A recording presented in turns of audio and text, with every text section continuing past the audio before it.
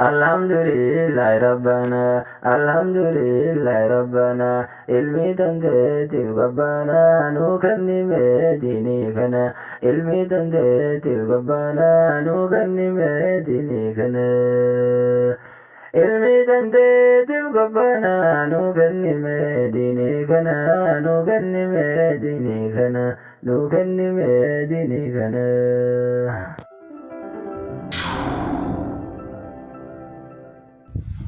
السلام عليكم ورحمة الله تعالى وبركاته. كوجمتوتا دواتو تجين. أراني ولدي دي نيجر. أنا ولدي وجي لالو. كيف نعيش مع الجميع؟ نم هم ديو أكمل تأك وجين جيرانو. وان تكو وجين كيسا إن إن شاء الله يورب بيده. إيجا وسوكر إلقا كنا بنتكلم فينا فما بيكمو. شارع لكن سبسكرايب لايك شير قولي ما تيجي نتاعن لوت تبلا ما إما لكن يورب بيده غير فقولات إتولي فما إسمه بيجي بربادا. إيجا كيف نعيش مع الجميع؟ نم هم ديو أكمل توجين جيراننا. بعض الناس يستطيع أن يعيش مع الكبراء لكنه لا يستطيع أن يعيش مع غير الكبراء. الرجل نما فكين يعملون نما غريغري وكلا نشاته نموت بوجودا ورا بيكمتي كبا يوكو ورا بيكمتي كبا ورا دندتي كبا أكتي وجين جرا أكتي يساو وجين الدنيا كان كيسة تركافي غرغرة راوتو نبيك جارو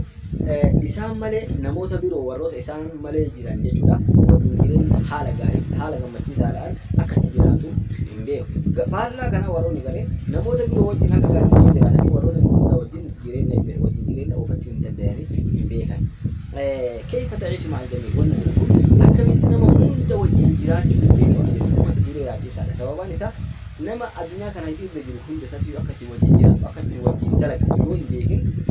جرينا كان كيسة أتي نما وان تاتي نما توجنجرات تكون يوكان نما تكاري يوكان مقدار يوكان ما بيكا يوكان مولالا يوكان نما عمل غاري كاب يوكان نما عمل بدا كاب يوكان نما أكتي نما وجنجرات بيكو يوكان نما أكتي نما وجنجرات بيك وان تاتي أنا فيو فورتون فورماتا أتي نما هند وجنجرات أكاد أتي نما وجنجرات كان واستي بيكو لا إذا كدوات تكيا كان كيسة نما هند أولوتي فكين يقولني جلدي من أكتي نما هند وجنجرات لندين عمل غاري ده جرينا كنا كيسة تجمعنا تسقبنا جرات لندين الرابرانو نما هند جعلوا جنين يعني كسلامتنا محمد الوجودا وفي رسول الله أسوة حسنة عندما ربي كيسدي وهند بيو إسنيف فكين يقاري تجري عندما ربي عليه الصلاة والسلام رب سبحانه وتعالى فكين يقاري إسنيف جيران مجري نتيه مجد إذا عندما ربي عليه الصلاة والسلام ميا كتنا مهند وجنجراتا حيران عندما ربي عليه الصلاة والسلام جري مثلا كيسدي جهاد ليلي صلاة إبادة بدو أمور دينية هجوم قفان دبرسان تقول عندما ربي عليه الصلاة والسلام عندما ربي عليه الصلاة والسلام وصو جهاد وصو الكلام دابتو وصو أمتها كيري تجاجاتو في ساعة عليه الصلاة والسلام أسيتو تبي يروحا نموجين تبتا نموجين جورا لافين تيرا إيرنا مدبودا غرابة لجودا كوالا بيولي تأرار سودا عمل غاري إرجع مرة عليه الصلاة والسلام وروني دوران إسا جباتوران نموني إسا أجي سودا تركافي غرغرا يالي غرغرا فلجاتوران هم ديساني تيو إيجا سي إرجع مرة عليه الصلاة والسلام إسا دورا دعاتوران إسا روحي إساني إسا فكنا توران عليه الصلاة والسلام ويتدوبا غاروني فريدين حقيقاتي حق إسان أركا كبر أرجع عليه الصلاة والسلام إرجع مرة بيجرا دعوة قبل إساني تنبير دعوتني دبرني إيجا سي لبو إساني تنبير لبو إساني كنا ترى إرجع مرة عليه الصلاة والسلام هم يجوا أداني سواء إرجع مرة عليه الصلاة والسلام أكتر موجين بلا تنبيه كليجة هم إساني ruhuudhaan obboleeyyan kiyya nama wajjin jiraachuu namni bakka sii kennu namni sadarkaa sitti godhu waan laayyoo miti waan argamuuti duraan dursee gaafa rabbiin guddaan bakka sitti godhe gaafa rabbi guddaan biraa bakka qabaatte nama biraa bakka argatta rabbi guddaa biraa aan bakka qabaachuu kiyyaa fi qabuu kiyya as taa'ee argatan beekuu danda'ani akkamiin beekte jennaan gabaabinaan namni kamiyyuu sadarkaa islaamummaan isa biratti qalbii isaa keessatti bakka qabu san inni illee rabbii guddaa biraa bakka qaba fakkeenyaaf hagam takka waan rabbiin itti si ajaje bakka kennitee sadarkaa itti gootee qalbii tante keessatti guddiftee kabajjee ilaalchi gaarii kennitee fi hordoftee hojiirra oolchaa jirta fakkeenyaaf hagumaatiin akkasitti hordoftee bakka guddaa kennitee fi qalbii tanteetiin qaama kan keetiin hojiirra oolchaa jirtu san sadarkaan kan keetillee rabbii guddaa biratti achi jira haga likki misanii irra jira gaafa gudduuba rabbii guddaa bira bakka argatte sadarkaa argatte ilma namaa biraa dalan sadarkaa guddaa argachuu dandeetta warafa'ana laka dikra sadarkaa kan kee ol siifuunee jirka jedha rabbi subhaanahu wa ta'ala ergamaa keenya kabajamaa fi jaalatamaa sadarkaa isaa rabbi ol fuudhe sadarkaa isaa bicha ol fuudhe himne rabbi sadarkaa ergamaa keenya ol fuudhuun sadarkaa keenya ol fuudha yoo hojiidhaan itti dalagne jala kan deemu taate jechuudha. Egaa gaba maal jedhan namni kun rabbi subhaanahu wa ta'ala yeroo awwaalaatiif gaafa nama uumu waan kana yeroo baay'ee irra kakaafnee dubbanne turre haa taatu namoonni tokko tokko yaada garagaraa waan dhiyeessaniif waan kana keessa deemuu barbaadu. Rabbi uumaa lafa tana irraa yeroo ilma namaa kana uumu biyyee garagaraa walitti dabalee biyyee adii diimtuu bifaan jechuudha kallattii garagaraatiin fuudhee garagaraa walitti dabalee qaamashee aadamiin abbaa keenya kabajamaa fi jaalatamaa san isa uume. Gaafa isa uume irraa bahe ilma taanee isarraa numarti horree addunyaa kanarratti argamuu dandeenye. Kanaaf kun maal jedhan akkuma abbaan keenya alayhi salaatu wasalaam biyyerraa uumame akkasuma nulleen gaa biyyerraa uumamuun keenya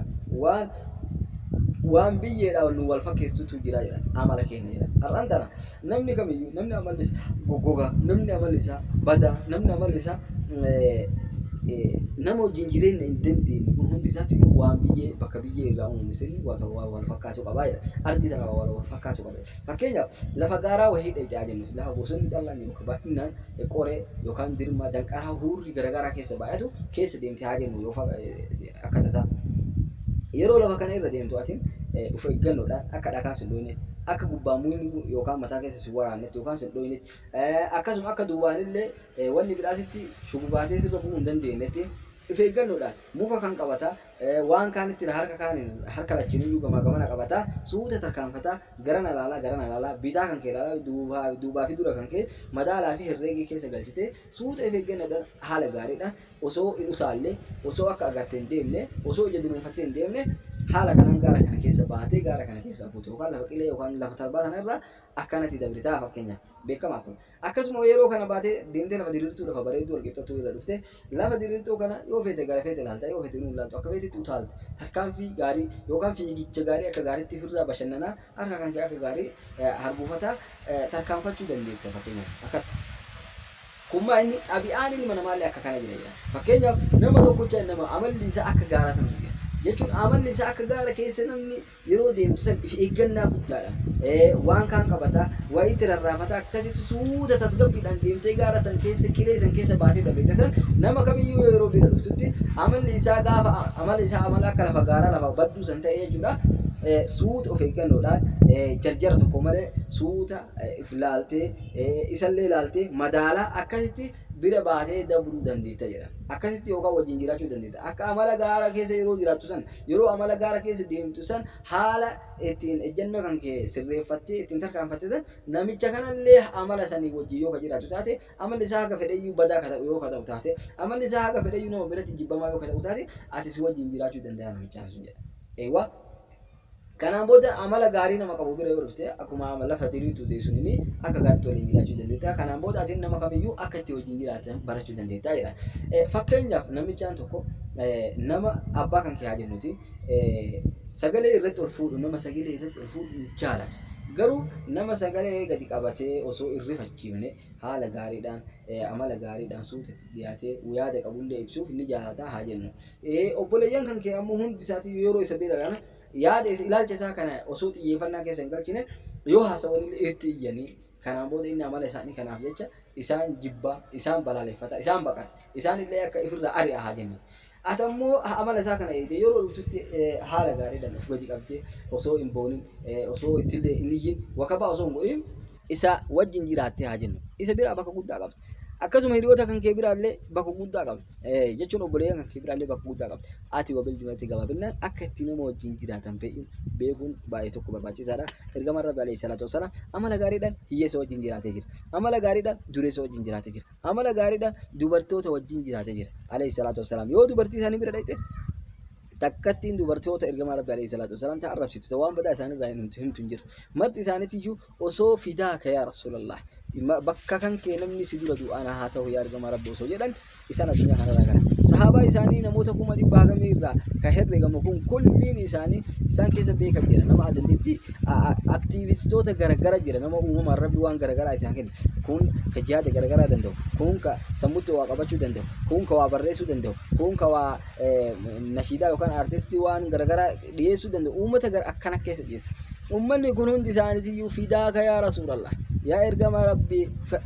mataa bita kan kee rabbi nu haa yeroo jihaada lola garagaraa isaan deeman nama meeqa isaan dura dhufu nisaa awwari jaalan dhiira qofa osoo hin taane dubartii isaa dabalatu isaan dura nama meeqatu dhufu kun hundi isaatiyyuu ergamaa rabbi alayhi salaatu wasalaam akka itti nama wajjin jiraatu ummata barsiisee addunyaa kanaaf gumaacha inni dhiyeessirraa waan dhandhamanii sooratanii hubatanii fudhataniif jecha addunyaa kanarraa ergamaa rabbi alayhi salaatu wasalaam hagas bakka qaba fakkeenyaaf ergamaa rabbi nu'ii ar'a jiru kana obboleeyyan kiyya warra zamana boodaa kanan argin isaan arguudhaaf jedhanii nu hawwanii nu dheebotanii dheebuu hawwii keenyarraa kaka'e booyanii jiran nu garuu ergamaa rabbi alayhi salaatu wasalaam takka isaan dheebonnee maa ergamaa rabbi arguu dhabne jechuudhaaf boonnee beeyna waan naasii mataa keenya gaafachuu qabnu egaa inshaallah nama addunyaa keessatti illee akiraa keessatti illee addunyaa keessatti isaanii fidhatee akiraa keessatti isa wajjin kaafamu rabbi nu haa godhisin jedha jabaadhaa haga bakka jirtanitti amala keessa sirreeffadhaa amala jibbaa amala dadhabbii amala eebii nama bicha sassaaquu gufuu nama bicha kararra kaayuu guddisuu irraa akka eeggannu isiniin jechuu barbaada yoon balleesse dhiifama. Assalaamu alaykum wa rahmatullahi ta'ala wa barakaatuh. Chaanala keenya subscribe godhuun dagatina.